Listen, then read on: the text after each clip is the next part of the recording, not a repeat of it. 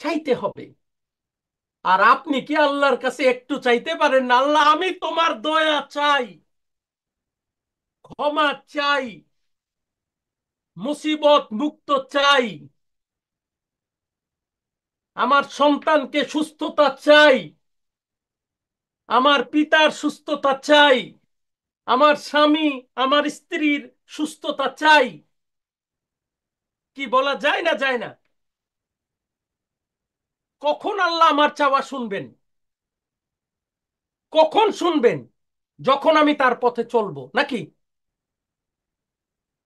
আল্লাহর পথে না চললে উনি চাওয়া শুনবেন? শুনবেন নাকি বলেন?